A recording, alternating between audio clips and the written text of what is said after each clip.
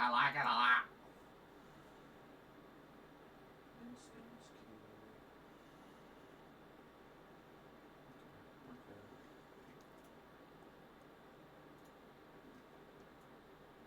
Okay.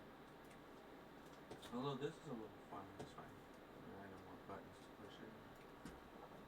So, what the fuck? Darlings, darlings, darlings. Okay, so I had to.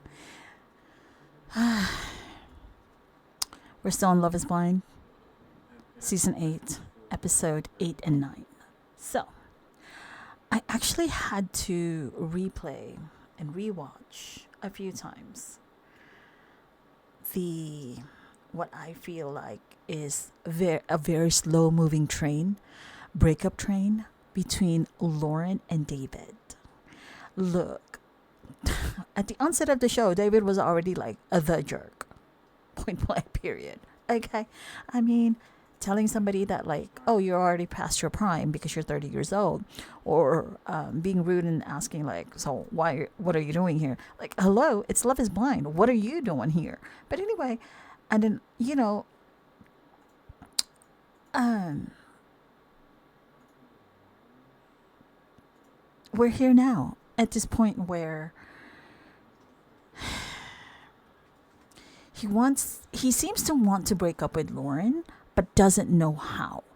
But actually, I think what it is he's cognizant that on the screen, he would look like a total jerk.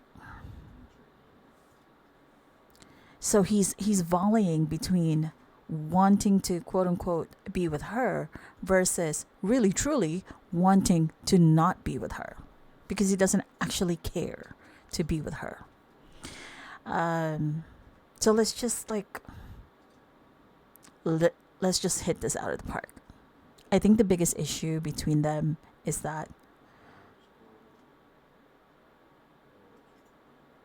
she has not had any intimate relations with him since they've gone on the honeymoon, and they're doing their moving in together.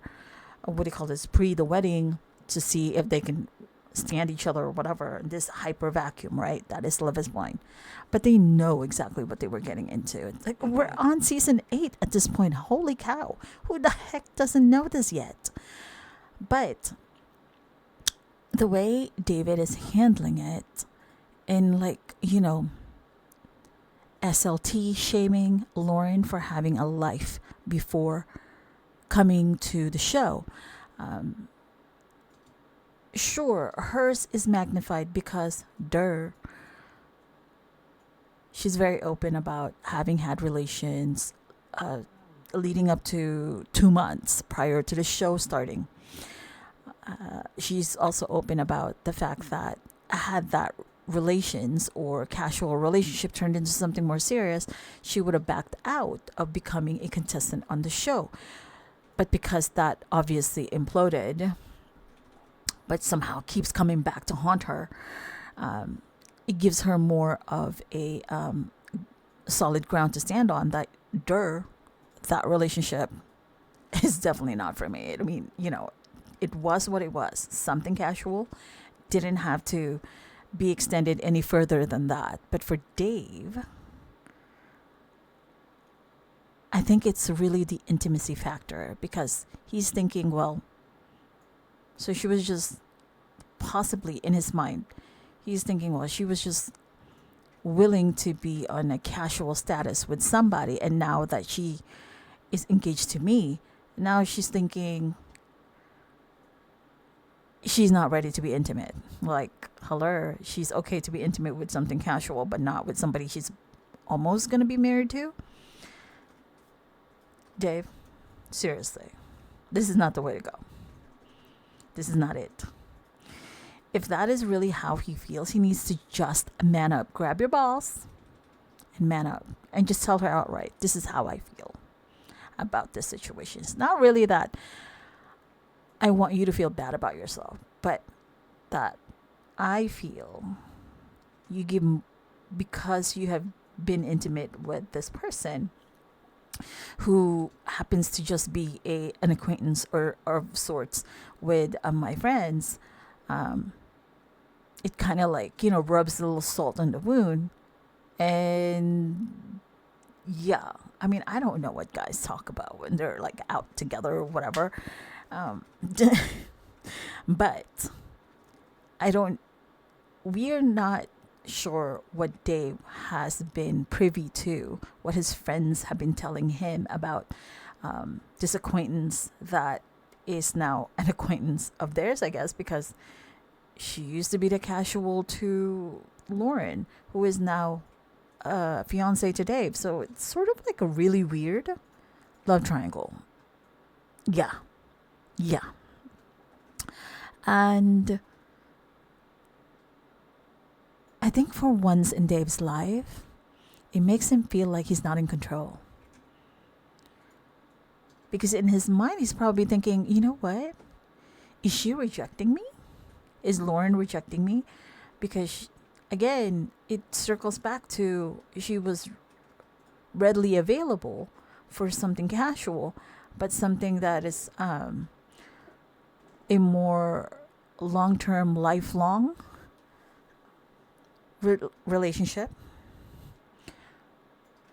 She's reticent to move further along in the intimacy department. I mean, sir. Between the two of them, they should just ask the question, do you find me intimately attractive?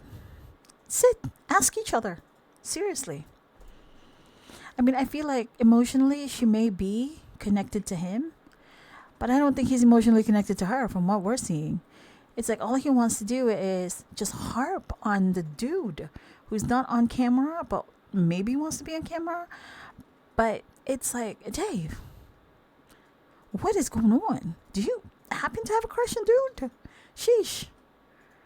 We hear about dude just about every scene that you have with Laura now. And then the friends of his that are, talking about being an acquaintance to dude, and it's like, you guys are not helping the situation. If these friends are his friends, then they would just give it to him straight. You walk away now because you can't deal with it, or you walk her up that aisle or with her down that aisle and right into the sunset and forget about dude. Okay, I get it. So like, the production somehow chose the building that the dude still lives in. Why is that Lauren's fault though? It's not like she had any room to say, oh no, don't choose that building because, my ex-casual used to live there or lives there currently. Dave, honestly, just get off yourself. It's like, and he keeps saying, keeps harping on like, what would my sister say? Would she be accepting of this? I value her opinion a lot. Sir, if this is the case, if you're going to constantly go back to that, you're starting to sound like, what is his name now? I forget. It's still Love is Blind. Clay. Like how Clay was always like 1.5 feet out the door. Like hardly spending time towards the end with AD. That's what Dave is giving me. Yeah. I mean, dang. For somebody who's very, very comfortable in telling girls, you just don't look good. You need to work on this. You need to change this. He seems to have a loss for words when he needs to be forthcoming with his own feelings, with his own shortcomings, with his own indecisiveness. Like, sir, stop your nonsense and just go. Lauren, she needs to stop being a pick-me. I get it. She wants to make this work so bad, but girl, this is not it. Run, girl. Run. Hop on that next train on one-way ticket to somewhere. Away from dude. Do y'all just go to one bar? Is there only one bar in Minneapolis? Ah, dang. There, supposedly there's like 300 something thousand people living in Minneapolis. How many of those are adults? Single adults. For sure. There has to be more than 100,000. Gosh. My gosh. I'm sorry. But no. Both of them should not be together. She is working so hard. She's at 80% and he's barely at 20% in trying to connect to each other. No. Go. Stop forcing this dead subject between the two of you. It's just done. Done. Just, please, just go. I mean, Dave keeps saying, I have no idea whenever Lauren's asking him what he wants to do. Then you know what, Lauren, do him the favor and get the idea. GTFO and don't look back, girl.